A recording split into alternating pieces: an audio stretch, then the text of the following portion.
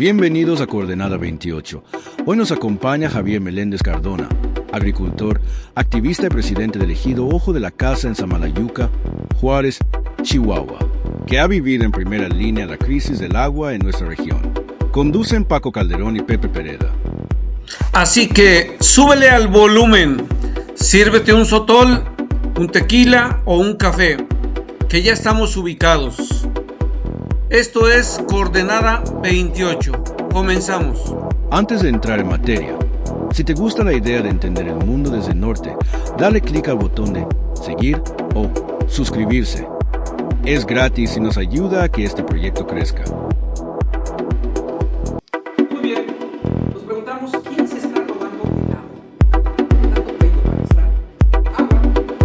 Y hoy tenemos el placer de tener como invitado pues un activista muy reconocido en el estado y más allá del estado, diría más allá de la frontera, que es un experto en este tema.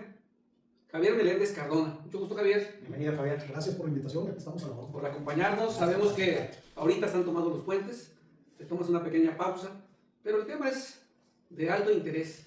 Y claro que la población, y más allá de las fronteras, es importante que conozcan qué está pasando en México. ¿Quién se está quedando con el agua? Es decir, porque hay demasiados intereses. Pero bueno, le cedo la palabra aquí a nuestro amigo Paco Calderón para que nos hable un poquito sobre qué sería este tema, qué entraríamos. Y después entro al tema de presentar un poco aquí a Javier, este personaje que es conocido hasta en misa. Bueno.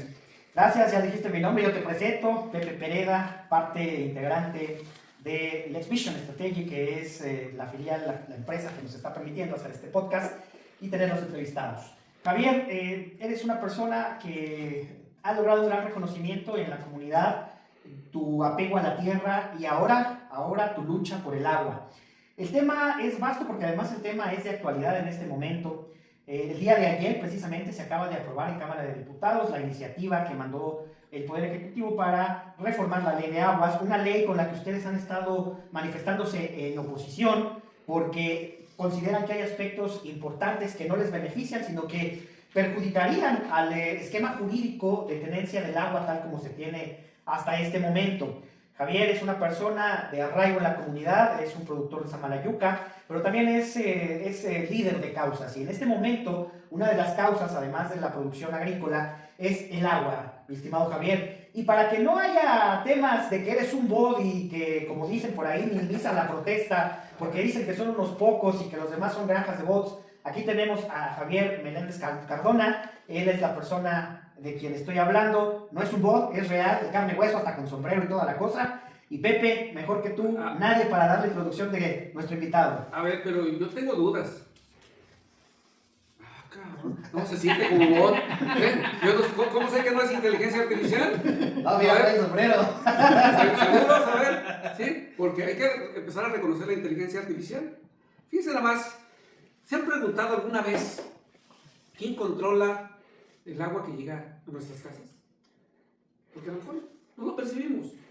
Y como en pleno siglo XXI, millones de personas, tanto en México como en América Latina, siguen teniendo un problema inseguro para que llegue el agua a sus hogares. Javier Meléndez Cardona decía, es un activista que conoce, es agricultor, presidente de ejido, ¿sí? Es un ejido Ojo de la Casa. Ojo de la Casa. Activista, político, partidista, ha estado defendiendo causas, no tanto partidos, eso es súper importante. Hoy se suma más a este reclamo que tenemos todos los mexicanos. No, aquí no hay partidos políticos, es decir, todos estamos preocupados porque el campo esté sufriendo, porque el campo vaya a ser sometido a presiones políticas. Eso es algo que nos debe. Pero bueno, le damos la vuelta para no tanto hablar de Javier Meléndez, sino ¿quién se está quedando con el agua, Javier? Bueno, primero debo decir que vengo efectivamente de una zona desértica y nadie más que los desérticos sabemos la importancia que tiene el agua y cómo debe esta cuidarse. Nosotros en la región de Samalayuca, es una región agrícola, si ustedes quieren, pequeña, pero nosotros cuidamos cada gota de agua. Y lo digo de este tamaño porque tenemos tecnificados todas las tierras de cultivo. En Samalayuca no encuentran ustedes desperdicio de agua en nuestros campos de cultivo. todas tienen algún sistema de riego y algunas hasta 2 o más combinados. Desde lo que es el uso de cintilla para riego, lo que es la microaspersión, el acolchado, el agribón y todos estos métodos israelitas que nosotros hemos adoptado y adaptado a nuestro desierto. Por eso conocemos y somos sensibles al cuidado del agua. El agua, ¿quién se queda con el agua? Efectivamente, el 75%, datos más, cifras menos, se destinan al campo, se destinan al cultivo de alimentos. Y en la otra parte se destina pues, al consumo humano, se destina a la industria y otras ramas de la economía, ¿no?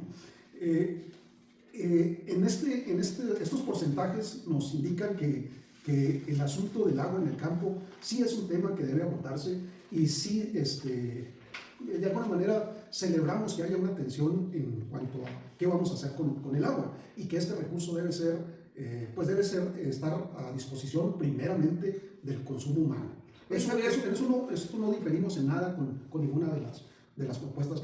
¿Cómo empieza tu relación con la tierra y con el agua? Porque nací en el campo, nací en Samalayuca, crecí entre los surcos de calabacitas. A lo mejor la gente no sabe aquí dónde está Samalayuca. Bueno, Samalayuca es una región desértica que hemos convertido en agrícola a base de mucho trabajo, de mucho tesón, y que, bueno, pues hicimos una conversión de actividades económicas. Samalayuca era inicialmente una zona pues ganadera, inició como una hacienda por allá en el siglo XIX y nosotros en el siglo XX, a base de mucho esfuerzo, mucho trabajo, la convertimos en una zona agrícola y luego a base de experimentar diferentes cultivos llegamos finalmente al cultivo de hortalizas y que ha dado excelentes rendimientos. Samalayuca es un productor de calabacitas de primer orden, es decir, calidad de exportación. Nuestras calabacitas llegan a otros países. Es una actividad que nos enorgullece, es una actividad que tenemos sí mucho orgullo de realizarla y por lo tanto de compartirlo también con la gente de los alrededores de Ciudad Juárez y de muchas otras partes. ¿Y se requiere agua? Claro que se requiere agua, claro que se requiere agua. Para que lleguen los alimentos a la mesa se necesita agua. Se necesita agua y miren, es verdaderamente impresionante lo que está narrando Javier, cómo del desierto estamos sacando hortalizas, importando tecnificación, aprovechando al máximo el agua. Y precisamente como ya queda de manifiesto, Javier, tu relación con el campo, con la producción y con el agua, te voy a preguntar, porque has estado muy activo últimamente, te hemos visto en redes sociales, en noticieros, has tenido incluso encuentros y desencuentros con algunos políticos sobre el tema del agua. Te voy a preguntar, ¿en qué momento, Javier, te diste cuenta de las cosas y dijiste para ti mismo, esto no puede seguir así, esto no puede seguir así? Sí, bueno, desde muy joven yo he visto que hay cosas que en este país no están bien, hay algunas cosas que están al revés y que hay que enderezarlas. Entonces, yo me involucré directamente en política cuando fui presidente de Samalayuca. Ahí, el primer día de trabajo, me encontré un grupo de niños tomando clases de mar, y en lo calentito, en la comandancia de policía, estaban los policías tomando café. Ahí me di cuenta que en este país las cosas están al revés y me involucré en corregirlas. Me traje a los niños a la comandancia dejó de ser comandancia de policía, la convertí en un jardín de niños y a los policías les pedí que se fueran al agua. Oye, pues quisiéramos exportar esas ideas. A ver si acuerdan algunos políticos. Estaríamos distintos. Y con esa convicción, pues en otras áreas de la vida pública, con esa convicción me he involucrado. Pero no, yo le preguntaría a Javier, ¿cuál es la situación actual del agua en la comunidad? Bueno, se habla mucho de que primero debemos de garantizar el consumo humano y yo estoy de acuerdo en eso. Sin embargo, creo que el gobierno federal, a través de nuestra presidente, trae un discurso que no es en serio, que no es del todo verídico. Cuando habla de que hay que conquistar ese derecho, yo le preguntaría, ella fue secretaria del Medio Ambiente en la Ciudad de México, después fue jefa de gobierno, ahora es presidenta. ¿Qué ha hecho la Ciudad de México para captar de 40 a 50 millones de metros cúbicos anuales que se registran de precipitación pluvial? Si realmente le preocupara el agua para consumo humano, hubiera hecho algo y no lo hizo. No es abriendo un hoyo para tapar otro como se resuelve la problemática del agua en el país. 40 a 50 millones de metros cúbicos anuales de precipitación pluvial en la Ciudad de México equivalen a los dos acuíferos juntos de Conejos Médanos y el acuífero de Samalayuca, a ese volumen de agua. A muchos otros, el estado de Chihuahua tiene 64 acuíferos, muchos de ellos están por debajo de ese volumen que tendríamos en la Ciudad de México en precipitación pluvial. Sí, que solucionando o haberle puesto atención a la Ciudad de México, la verdad se hubiera visto las ganas de cuidar. Así es, ahí nos hubiera demostrado que efectivamente es congruente con lo que ahora está planteando. Y luego tenemos en las ciudades de los litorales, pues tampoco ha habido un proceso para desalinizar el agua, porque ahí también tenemos otra fuente importante para que pueda abastecerse el consumo humano. Tenemos 3 fuentes que no han sido tocadas. Una es la captación por precipitación pluvial, otro es la desalinización en las ciudades de los litorales, y otra más es el procesar el agua, es decir, pasarlas de aguas negras a aguas grises y posteriormente para algunas otras tareas, no necesariamente de consumo, pero otras tareas que se realizan en los hogares. Entonces, si realmente hubiera ese interés, estarían abocados a eso y no andarle quitando el agua a los campesinos, porque además no es cosa menor que esa agua se utilice para la producción de alimentos. Eso también debería ser una estrategia de este gobierno, más bien fortalecer a los agricultores para que sean mucho más productivos, para que tengan un mejor producto, para que tengan un precio justo en sus productos y que sea rentable la actividad agrícola para que sigan produciendo alimentos. México es importante en este rubro. A pesar del gobierno que tenemos, México ocupa el 11 lugar en el mundo en producción de alimentos, y lo hacemos rascándonos con nuestras propias uñas, porque hay problemas colaterales en todo esto.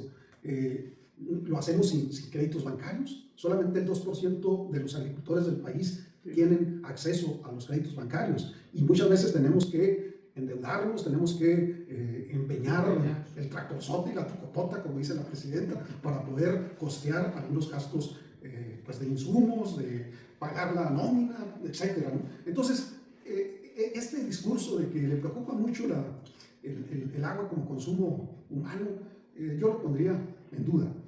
Creo que no sale de su esencia, es más bien una argucia de tipo político para hacer que pase esta ley que contraviene de alguna manera el sentir de la gente del campo.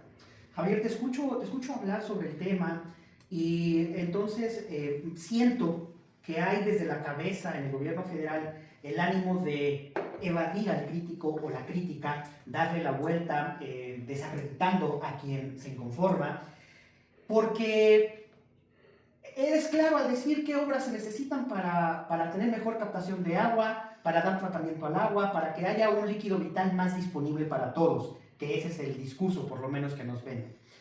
¿Por qué no se hacen estas obras? ¿Por qué no se hacen las obras? Yo creo que desde hace tiempo perdimos en el gobierno la gente que pensaba como estadista. Ahora piensan como pensando en las próximas elecciones, como políticos, pensando en las próximas elecciones. Y el quitarnos el agua y después entregárnoslas a cuentagotas, como ellos están diciendo que van a volver a darnos las concesiones, lo que quieren es un control político del agua. Quieren que nosotros estemos comiendo de su mano, así como han logrado hacer todo un andamiaje para que la gente viva de una pensioncita, que viva de alguna dádiva que el gobierno da. Como con los agricultores no pueden hacerlo, pues la parte donde tenían ellos la manera de controlarlo es recoger el agua. Porque en medida que ellos van a controlar el agua, pues van a controlar el campo, van a controlar la voluntad de los agricultores, porque van a recoger todas las concesiones que tenemos, y luego después de eso van a comenzar ellos a ser los que entreguen esas concesiones. O sea, esto significa que lo que quieren es un manejo político, un manejo electoral para poder controlar el campo, y eso pues es verdaderamente penoso, censurable. ¿Qué más les podría decir de eso? Me puede mucho, sí, es gravísimo. Eso me suena pues muy maquiavélico. Sí. Maquiavélico. Sí lo es. Porque hacer eso pensando de esa manera, donde toda la población se ve afectada, donde cotidianamente nos vemos afectados si se empieza a hacer de esa forma, que de hecho ya ahorita hay afectaciones. Y yo te preguntaría eso, ¿cómo afecta el agua a la producción agrícola y a nuestra vida diaria? El agua, pues no tanto que afecte, más bien el agua es súper necesaria para hacer la producción. Hay un binomio que nosotros impulsamos que es agua-tierra. Es decir, si no va asociado agua-tierra, pues ¿para qué queremos la tierra si no vamos a tener agua? Entonces, esto va junto, no se puede separar. Y cuando nos dicen que ellos van a controlar el agua, pues prácticamente nos están realizando un despojo, nos están quitando de una actividad o como la van a condicionar para poder realizarla. Y esto pues nos mete en mucha incertidumbre, y más en el estado de Chihuahua. En el estado de Chihuahua tenemos una agricultura distinta a la del centro y sur del país. Aquí la agricultura es una empresa, es una unidad de producción donde yo como productor le invierto en infraestructura, le invierto en comprar maquinaria, me endeudo hasta con un agiotista para poder comprar los insumos, pero es una empresa. Entonces me causa que no tenga una garantía del binomio agua-tierra, porque eso me pone en una situación como empresa, me pone en una situación complicada, ¿no? Entonces, yo regreso al planteamiento de que el agua debe seguir siendo nuestra garantía para poder realizar nuestras actividades en el campo. Si no hay agua, no vamos a poder realizar todo este tipo de inversiones. Pone en riesgo la agricultura en muchos sentidos. La agricultura del estado de Chihuahua tiene un valor de 80,000 millones de pesos. Es primer lugar en muchos productos, en producir manzana, en producir nuez, en producir algodón, en producir durazno, en producir chile. Somos el primer lugar en producción de chile en el país del Chile. Es decir, casi 4 chiles de los 10 chiles que se consumen en el país del Chile se producen en Chihuahua. Entonces, el agua, eso es lo que está produciendo. El agua, si la vemos en productos, pues son 4 chiles de cada 10 que se producen en el país. Ese es el agua. El agua es el primer lugar en producción de manzana. Las manzanas que llegan, que se distribuyen en todo el país, esas manzanas es el agua de Chihuahua que ahora nos quieren quitar. Es la nuez, es el algodón con el que fabrican nuestros vestidos. Ese es el agua de Chihuahua. Entonces, por eso es que es tan sensible este tema, y por eso es que tenemos que protestar contra este arrebato que quieren hacernos del agua como un factor importante para la producción de alimentos. Control político, acabas de mencionar. Control político, un fuerte componente de dominar el campo, y acabas de usar la palabra dádiva. Como no tienen una forma económica de controlarnos, la forma que tienen de hacerlo es retirándonos las concesiones y luego ellos volviéndola a dar a quienes consideren que las merecen, según podemos decir su comportamiento previo. Déjame decirte, Javier, que voy a entrar con unos pequeños datos porque va en relación con la pregunta que te voy a formular. Mira, estamos viendo, por ejemplo, que hay una acaparación del agua en muchos lugares en el país. Hay empresas importantes refresqueras, no doy los nombres, pero la más importante refresquera de este país, en estados como Chiapas, Tlaxcala y Yucatán, tiene la concentración de 39.4 hectómetros cúbicos por año de agua. Hay un problema o una denuncia de las personas en aquellos lugares de sobreexplotación y contaminación del acuífero derivado de estas actividades económicas. Y así te puedo ir hablando de otra empresa lechera, una de las principales en la laguna que comparte Coahuila y Durango, también con denuncias de sobreexplotación y arsénico en el agua. En fin, hay mucha política y poco cuidado en el manejo de nuestros recursos naturales como el agua. La pregunta sería, Javier, ¿qué les inconforma realmente de la ley que ayer acaban de aprobar en el Congreso, en Cámara de Diputados? ¿Qué es lo que realmente les inconforma? Hablabas ya de las concesiones. Van a retirarlas y luego las van a volver a dar. ¿Hay otros puntos que además les inconformen, les quieren?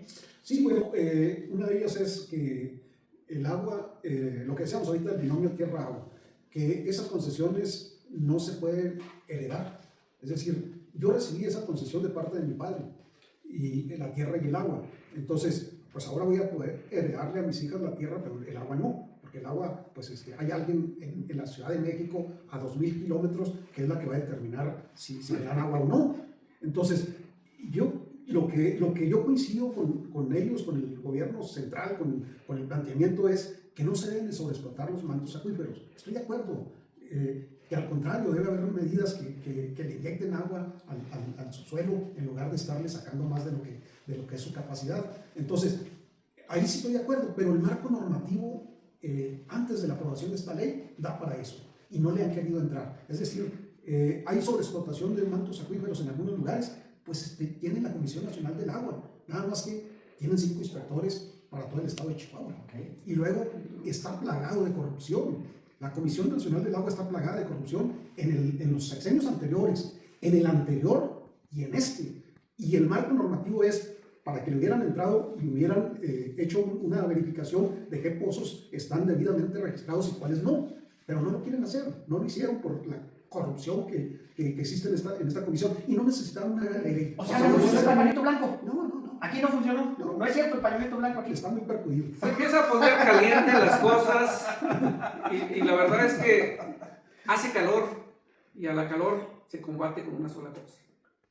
Necesitamos que se afloje un poco más esto, porque si no yo lo veo así como que ya el cafecito muy ya empieza a raspar. Hacemos un corte porque viene algo importante. A ver, vamos a hablar de los conflictos, de la resistencia. Es decir, ese tema creo que nos calienta un poquito más que a lo mejor este vinito que nos vamos a empezar a degustar. Regresamos después de... ¿Tu empresa cumple con la ley laboral? En Lesvisión, sabemos que el cumplimiento no es opcional. Es estratégico. No esperes más. Solicita tu diagnóstico ya. ¿Qué están haciendo los campesinos? ¿Cómo les ha ido en este intervalo de defender? Porque no nada más son los campesinos, tenemos el autotransporte también dentro de esta lucha. Y yo estaría... Así es que, ¿qué acciones han tomado ustedes? Porque a lo mejor no toda la gente los conoce. Ya, es más, espérame tantito. Salud, señores, porque si no, como que no, la pregunta es, ¿qué están haciendo para defender el agua? De esta ley, que ya pasó la Cámara de Diputados, Bueno, lamentablemente tuvimos que recurrir a la protesta social. No nos dejaron otro camino. La cerrazón del gobierno federal, tanto del Ejecutivo como el Legislativo, no nos dejó otro camino, no más que recurrir a la protesta ciudadana, a la protesta en las calles. Ahorita tenemos tomado los puentes internacionales en cuanto a lo que es la exportación e importación de mercancías. También tenemos cerrados algunos puntos carreteros en diferentes partes del país. Hoy amanecieron una buena cantidad de tractores en la Ciudad de México y otros más que van en camino. Estamos tratando de arar en el asfalto de la inconsciencia del gobierno federal, cosa muy difícil. Nosotros sabemos arar en tierra fértil, pero ahora estamos haciéndolo en el ámbito político, donde el arado es muy difícil que entre en las mentalidades, en los sentimientos de teflón que tienen muchos funcionarios públicos. Oye, Javier, pero a ver, dices, estamos nuevamente, a lo mejor mucha gente no ha escuchado las noticias de México, porque recuerda que de repente se cierra todo. ¿Qué es lo que ha pasado antes? Es decir, ¿qué pasó para que nuevamente estén en esta situación? Bueno, esta protesta ha ido en varias etapas. La anterior, más reciente, es cuando hicimos el cierre de puentes y tomamos carreteras. Teníamos 500,000 de productores en protesta y 1 millón de transportistas también apoyando este movimiento. Teníamos en el país 1,5 millones de personas haciendo el planteamiento de que no se aprobara la Ley Nacional de Aguas o que se hicieran modificaciones a esta. Luego nos hicieron el llamado de que había que establecer mesas de negociación, mesas de trabajo, en el cual iban a recoger nuestros planteamientos para incorporarlos a la propuesta de ley, lo cual nos pareció correcto y nosotros hicimos una tregua, nos retiramos de las carreteras, nos retiramos de los puentes, confiados en que habíamos recibido un llamado importante del gobierno y así estuvimos por una semana en estos trabajos. Se hicieron los planteamientos, se argumentaron de por qué la necesidad de que el agua siga siendo destinada para la producción de alimentos, con todas estas características que nos dieran certeza para poder continuar con una actividad que tenemos toda la vida y por varias generaciones, que es la de sembrar la tierra y hacerla producir. Sin embargo, fue decepcionante porque a la hora que se presentó la propuesta de ley, la iniciativa de ley en la Comisión de Recursos Hidráulicos de la Cámara de Diputados, nos dimos cuenta de que no habían sido recogidas las propuestas que nos mantuvieron entretenidos durante más de una semana, que nos dijeron que se iban a tomar en cuenta y que a final de cuentas no lo hicieron. Después de haber sido aprobada la ley tal cual, la presentó el Ejecutivo, pasó al Pleno de la Cámara de Diputados y por la madrugada pues dieron el albazo, ¿no? A final de cuentas los 371 diputados, esta mayoría legislativa que prevalece en San Lázaro, una mayoría auténtica y otra presionada, ¿no? Ellos hicieron malabarismos para quedarse con las 2/3 partes de la Cámara de Diputados y lo hicieron justo para este tipo de cosas, ¿no? Para concentrar el poder en ellos, en una sola persona, ¿no? Y eso es lo peligroso de este gobierno que hoy tenemos, donde no hay equilibrios de poderes, donde estamos en total indefensión, sujetos a las ocurrencias electorales que ellos tengan y reflejarlas en la ley. Ellos dicen que ahora pues estas cosas así está la ley, que son cosas legales, ¿sí? Así como en su momento en muchas partes del mundo el esclavismo fue legal. Entonces eso no quita. Al final de cuentas lo que tenemos que buscar es la justicia, y la justicia es que se sigan, que esta agua y esta tierra que nos pertenece por derecho y históricamente, pues la seguimos utilizando para producir alimentos, porque además no la estamos utilizando para otra cosa que no sea para beneficio propio de la nación. Al final de cuentas, yo le decía en el segmento anterior, ¿dónde está el agua? ¿Dónde está el agua que nosotros usamos para nuestras actividades? Pues el agua está en el frijol que llega a la mesa de los consumidores, de la población. El agua está en las tortillas, en ese maíz que hicimos producir para que llegaran las tortillas a la mesa. Está en la avena, está en los vegetales, en las calabacitas, está en el chile, está en nuestro vestido con el algodón. Nosotros estamos disfrutando de toda esa agua que ahorita el gobierno quiere quitarnos para fines electorales, porque al final de cuentas lo que quiere es estarnos entregando en pequeñas dosis y dependiendo del calendario electoral. Ahorita te escucho hablar y me invoca de entrada a mi abuelo, no por tu edad. Tus palabras. Lo que vas a decir, estoy de acuerdo. Tus palabras retumban. Mi abuelo decía: los campesinos tenemos palabra. Si le doy mi palabra, eso se va a hacer. Y ahorita escucharte decir, si entramos a una negociación donde lo que empeñamos es nuestra palabra, nos vamos a retirar si ustedes cumplen con su palabra.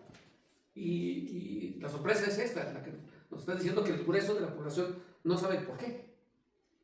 Es decir, ¿por qué se retiran y luego por qué regresan? Porque pareciera una terquedad, pero ahora estoy entendiendo los porqués. Fíjate, entonces yo te voy a hacer una pregunta muy concreta. ¿Pueden hablar de que fueron engañados por el gobierno? Esa es la primera. Fuimos traicionados. Traicionados por el gobierno, por este gobierno, por estos diputados, por el Poder Ejecutivo, a través de sus dependencias como Secretaría de Gobernación, Comisión Nacional del Agua y todos los que se acercaron a la mesa de negociaciones. Fuimos traicionados. Y entonces, también para tratar de entender el problema, porque se trata de que entendamos todos el problema que nos estamos enfrentando como comunidad, la segunda pregunta es, bueno, ya vimos que el gobierno hubo una traición, así la denominas. Y el problema no nada más está ahí. Creo que también hay otro tipo de problemáticas. Y vamos a ser claros, tenemos intereses empresariales también en el tema del agua, muy fuertes, ¿verdad? Hablábamos de las cifras previamente, en el primer segmento. Pero también está la otra, la evasión del pago de tarifas y el subsidio de tarifas en muchos lugares del país. Y voy a poner solo un ejemplo. En Ciudad de México, yo conozco perfectamente el caso de Ciudad de México porque yo soy de allá. En Ciudad de México el agua está subsidiada. Entonces, realmente lo que se paga por el vital líquido en la Ciudad de México es algo irrisorio. Perdónenme la palabra, es ridículo lo que se paga por el agua. Pero así conviene a la política de los gobiernos en turno en la Ciudad de México. Que el agua se mantenga subsidiada para seguir... ¿A dónde más tenemos que voltear para solucionar el problema del agua? Ya vimos que el gobierno es un problema. Las empresas y nosotros mismos, ¿qué opinas? ¿Qué opinas, Adrián? Sí, bueno, desde luego que el agua tiene un costo y nuevamente nos lleva a lo mismo, lo que Pepe decía a lo maquiavélico, es decir, el no ponerle el precio que vale el agua también significa control político. Claro. ¿Y quién ha gobernado la Ciudad de México?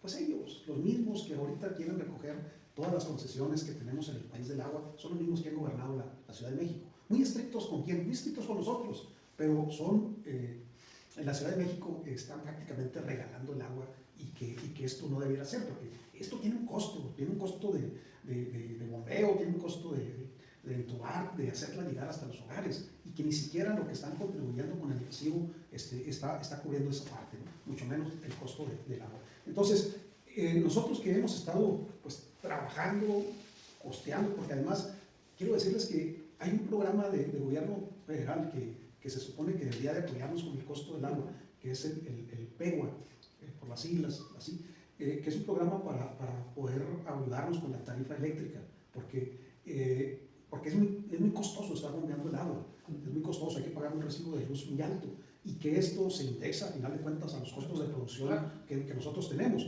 y que si lo comparáramos, dicen que las comparaciones son odiosas, pero ni modo, si lo comparamos con Estados Unidos, en Estados Unidos el subsidio al campo es, por ejemplo, en el maíz es del orden del 75%, y por eso es que el maíz no llega tan barato a México, y por eso el gobierno federal autorizó a sus empresarios preferidos, entre los cuales se encuentra la dueña de MIMSA, Altagracia Gómez, le autorizaron a ella y a otros industriales de harina de maíz importar este año que acaba de pasar 822,000 toneladas de maíz en lugar de comprárselas a los productores nacionales. ¿Por qué? Porque en Estados Unidos es más barato el maíz. Claro que es más barato. ¿Por qué? Porque a un ranchero de Estados Unidos le están subsidiando el 75% de sus costos de producción. Entonces, él puede vender barato. Nosotros no. Nosotros estamos pidiendo 7 pesos con 20 centavos por kilogramo de maíz y no lo quieren pagar. 7 pesos. 7 pesos con 20 centavos. Y vaya que con un kilo de maíz se pueden elaborar 1 kilo 200 gramos de tortilla. Que cuesta 27 pesos. Así es, 28 pesos. que cuesta 28 pesos. Entonces, por eso es que MIMSA reporta utilidades hasta por el 700%. ¿Por qué? Porque es a costa de los productores, es a costa de estar comprando a precios dumping el maíz en Estados Unidos y desplazando a los productores nacionales. Y luego nos hablan de soberanía, y luego nos hablan de no sé qué tantas cosas, que no utilicemos semillas de maíz transgénico, que utilicemos semilla de maíz criollo, lo cual es bonito, suena romántico, ¿sí? Pero autorizan, por un lado nos dicen eso y luego por debajo de la mesa autorizan cupos por 822,000 toneladas de maíz transgénico, porque nosotros estamos comiendo tortilla con maíz transgénico. Bueno, lo que queda de manifiesto es, entonces no está mal el maíz transgénico. Entonces, ¿por qué a nosotros sí nos limitan a utilizar semillas genéticamente modificadas que tienen mucho más rendimiento? Pero en cambio se importan el maíz transgénico. A lo que voy, y no me pierdo con la pregunta, al final de cuentas es que las tarifas que nosotros pagamos están siendo muy altas, y esto se refleja en nuestros costos de producción. Por eso es que estamos en desventaja en la competencia con otros países. Y todos los países han entendido que el campo hay que apoyarlo y hay que subsidiar algunas cosas. En Estados Unidos, por ejemplo, el diésel tiene un costo de alrededor de 10, 12 pesos por litro para el productor americano, y nosotros lo estamos pagando en 24 pesos. Los tractorzotes, nada más eso ven, los tractorzotes que ve la presidenta, pues gastan diésel, y es un diésel de 24 pesos, cuando en otros países valen menos de 12 pesos. Es decir, no hay congruencia en el decir con el hacer, y siguen ellos con la mentalidad de estar pensando en elecciones, de estar pensando en cómo eleva su popularidad, porque insiste hasta el cansancio que la quiere el 75% de los mexicanos. Que ya vimos que no es cierto.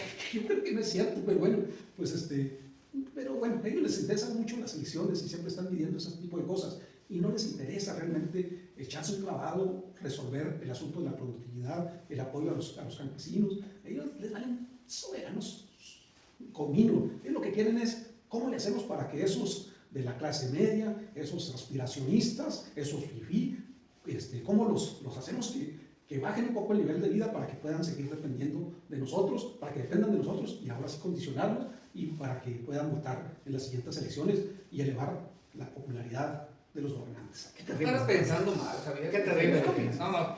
Sí, bueno, desde luego que el agua tiene un costo, y Y nuevamente nos lleva a lo mismo, lo que Pepe decía a lo maquiavélico, es decir, el no ponerle el precio que vale el agua también significa control político. Claro. ¿Y quién ha gobernado la Ciudad de México? Pues ellos, los mismos que ahorita quieren recoger todas las concesiones que tenemos en el país del agua, son los mismos que han gobernado la Ciudad de México. Muy estrictos con quién, muy estrictos con nosotros, pero son, en la Ciudad de México están prácticamente regalando el agua y que esto no debiera ser, porque esto tiene un costo de bombeo, tiene un costo de entubar, de hacerla llegar hasta los hogares, y que ni siquiera lo que están contribuyendo con el recibo está cubriendo esa parte, ¿no? Mucho menos el costo del agua. Entonces, nosotros que hemos estado pues trabajando, costeando, porque además quiero decirles que hay un programa de gobierno federal que se supone que debería de apoyarnos con el costo del agua, que es el PEGUA, por las siglas, así, que es un programa para poder ayudarnos con la tarifa eléctrica, porque es muy costoso estar bombeando el agua, es muy costoso, hay que pagar un recibo de luz muy alto, y que esto se indexa a final de cuentas a los costos de producción que nosotros tenemos, y que si lo comparáramos, dicen que las comparaciones son odiosas, pero ni modo, si lo comparamos con Estados Unidos, en Estados Unidos el subsidio al campo es, por ejemplo, en el maíz es del orden del 75%, y por eso es que el maíz no llega tan barato a México, y por eso el gobierno federal autorizó a sus empresarios preferidos, entre los cuales se encuentra la dueña de MIMSA, Altagracia Gómez. Le autorizaron a ella y a otros industriales de harina de maíz importar este año que acaba de pasar 822,000 toneladas de maíz, en lugar de comprárselas a los productores nacionales. ¿Por qué? Porque en Estados Unidos es más barato el maíz. Claro que es más barato. ¿Por qué? Porque a un ranchero de Estados Unidos le están subsidiando el 75% de sus costos de producción. Entonces, él puede vender barato. Nosotros no. Nosotros estamos pidiendo 7 pesos con 20 centavos por kilogramo de maíz y no nos lo quieren pagar. 7 pesos. 7 pesos con 20 centavos. Y vaya que con un kilo de maíz se pueden elaborar 1 kilo 200 gramos de tortilla. Que cuesta 27 pesos. Así es, 28 pesos. que cuesta 28 pesos. Entonces, por eso es que MIMSA reporta utilidades hasta por el 700%. ¿Por qué? Porque es a costa de los productores, es a costa de estar comprando a precios dumping el maíz en Estados Unidos y desplazando a los productores nacionales. Y luego nos hablan de soberanía, y luego nos hablan de no sé qué tantas cosas, que no utilicemos semillas de maíz transgénico, que utilicemos semilla de maíz criollo, lo cual es bonito, suena romántico, sí, pero autorizan, por un lado nos dicen eso y luego por debajo de la mesa autorizan cupos por 822,000 toneladas de maíz transgénico, porque nosotros estamos comiendo tortilla con maíz transgénico. Bueno, lo que queda de manifiesto es, entonces no está mal el maíz transgénico. Entonces, ¿por qué a nosotros sí nos limitan a utilizar semillas genéticamente modificadas que tienen mucho más rendimiento? Claro. Pero en cambio sí importan el maíz transgénico?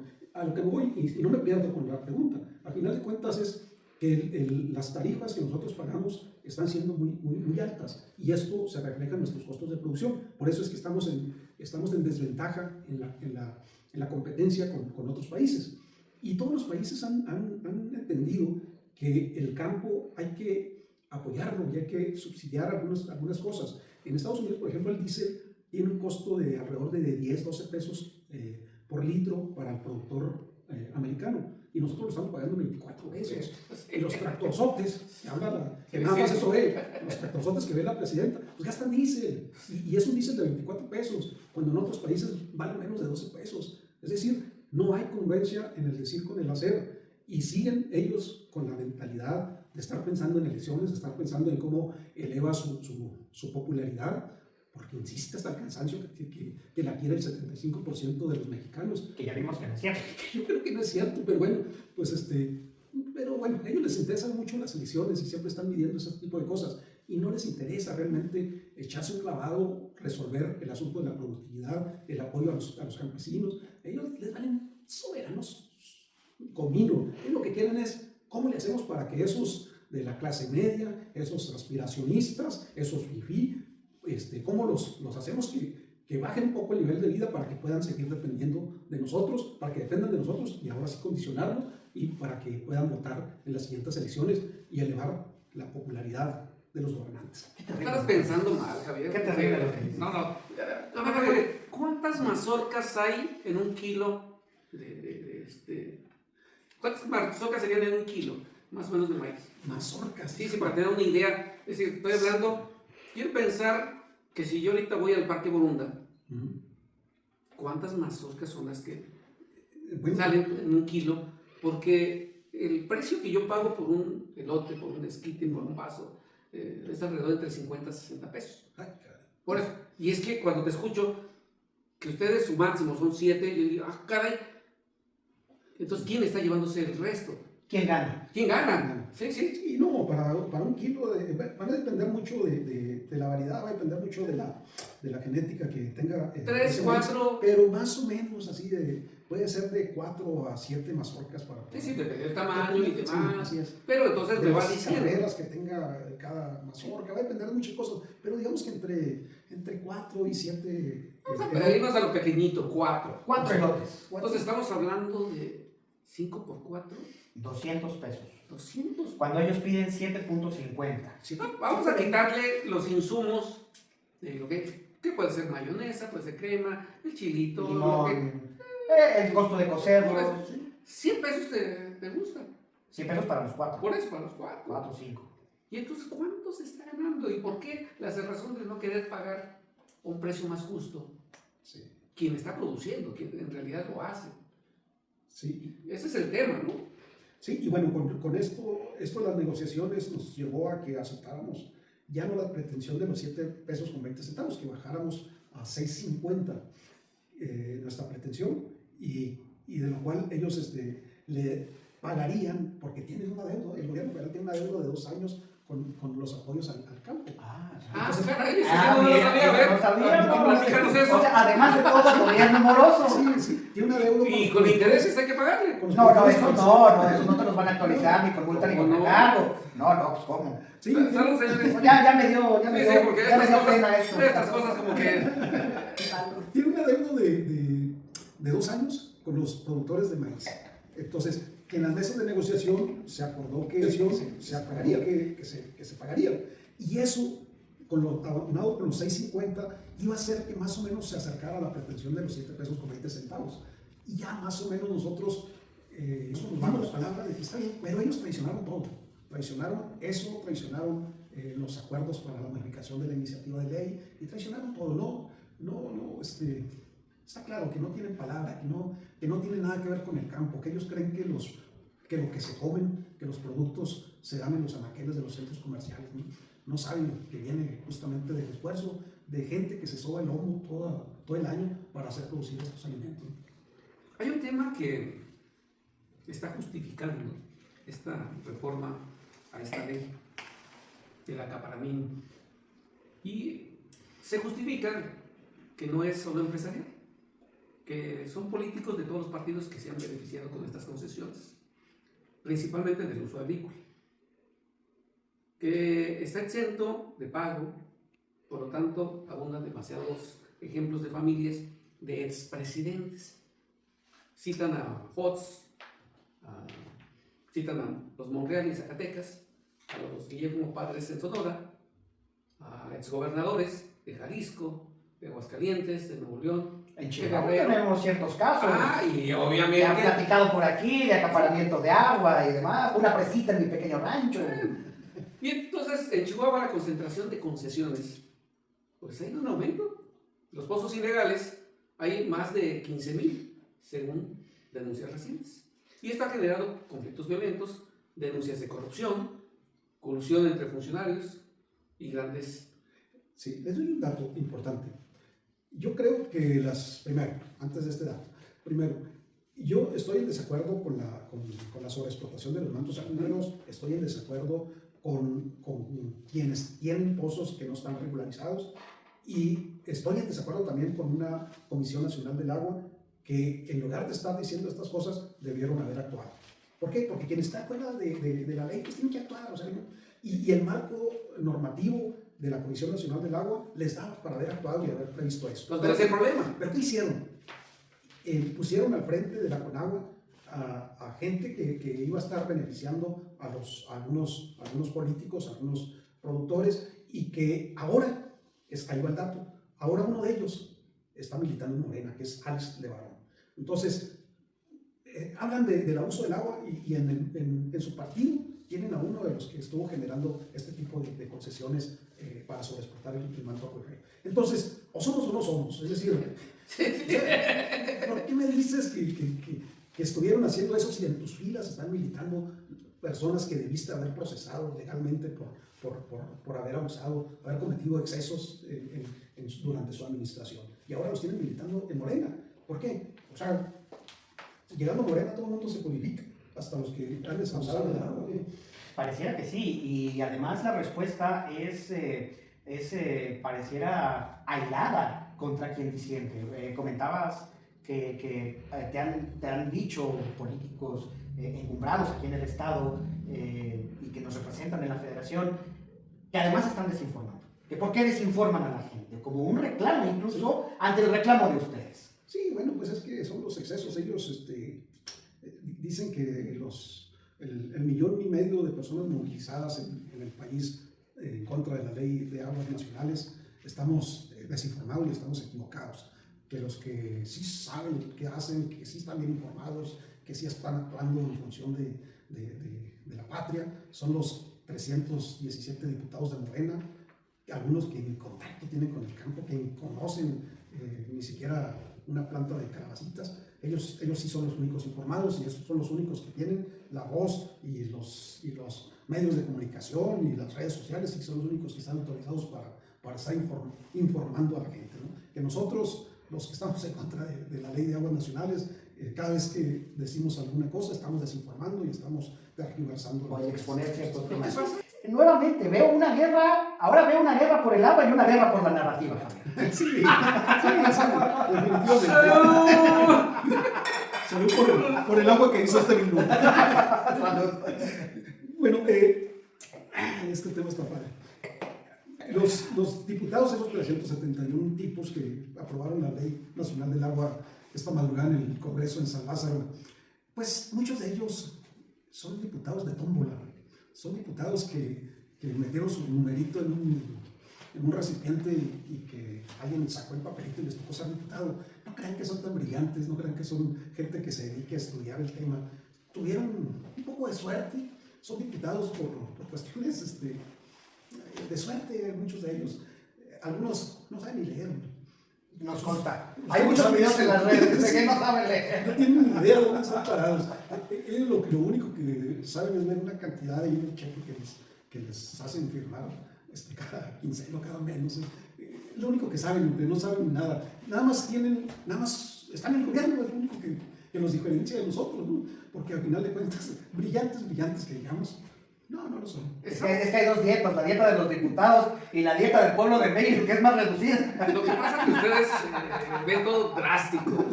Radical. Yo les digo, estamos en la época de diciembre.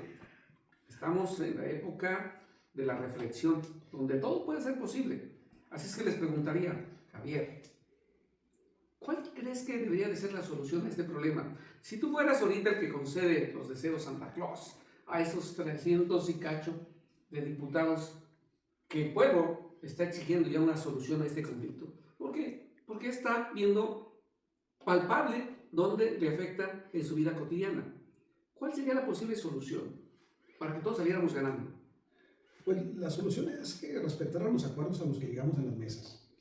Esa sería la solución. ¿Por qué? Porque ahí están contenidos los planteamientos esenciales del movimiento campesino actual, donde pedimos que se respeten las concesiones actuales que existen, que se regularicen aquellos pozos que fueron autorizados por el gobierno y muchos de ellos incluso perforados en los programas de gobierno, que se regularicen, que estos derechos puedan seguirse heredando, que haya un compromiso real del gobierno, que si efectivamente le interesa el asunto del agua, le invierta a estas otras 3 fuentes de agua, que es la captación pluvial, la desalinización y el tratamiento de aguas. Si realmente le interesa, porque no es abrir un hoyo para tapar el otro como se resuelve la problemática. Eso es lo que yo creo que podría escribir en la carta a Santa Claus. Ahora, Javier, en esa línea, a ver, si ya tenemos el incumplimiento de acuerdos, te preguntaría, sé la respuesta, pero te lo tengo que preguntar. Ya pasó el diputado. ¿Tú crees que pueda revertirse la decisión que ayer se aprobó en diputados? Lo veo prácticamente imposible por la cuestión de las mayorías y la cierta línea que se maneja partidista. Y si no se modificara esto y saliera ya aprobada la ley, tal como quedó aprobada el día de ayer en diputados, ¿qué sigue para la sociedad civil después de que esto se convierta en la ley? Pues nosotros vamos a seguir en la resistencia. Pues ahorita estamos apostados en los diferentes puentes internacionales y en algunas calles en la Ciudad de México. Seguramente vamos a seguir en la resistencia con otro tipo de manifestaciones. Vamos a seguir pugnando porque se rectifique el rumbo, porque se rescate el campo mexicano de la situación en la que está, porque no solamente el asunto del agua es por lo que estamos luchando también por que se mejoren los precios de los productos básicos, sobre todo, que se crea un Banco Nacional de Desarrollo que otorgue créditos a los campesinos, que se otorguen algunos apoyos a los productores, no solamente a los que tienen menos de 5 hectáreas, porque eso nos excluye a los chihuahuenses. Aquí en el estado de Chihuahua, cada productor tiene mínimo 10 hectáreas y no significa que sea un productor rico. ¿Por qué? Porque muchas veces es de temporal. Imagínense, de temporal en una zona desértica, pues son productores que, por ejemplo, en frijol logran obtener apenas 1 tonelada de frijol por hectárea. Estamos hablando de que tendrían acceso a un ciclo agrícola anual, porque nosotros tenemos inviernos muy crudos, tendrían solamente 10 toneladas de frijol a un precio de 14,000 pesos como se paga. Ese productor está, a pesar de tener 10 hectáreas, está ganando 140,000 pesos brutos por su cosecha. En un año. Y es la única, y es el único ingreso. Me voy a la maquila. Y por solo tener 10 hectáreas no es sujeto a los apoyos de parte del gobierno, está excluido. Y eso de me voy a la maquila sí tiene mucho sentido, porque el año pasado casi 4 millones, bueno, en el sexenio pasado, mejor dicho, casi 4 millones de productores abandonaron la tierra y dejaron de producir. ¿Podemos hablar en esta línea, Javier, de una crisis humanitaria ya, una crisis humana en el campo?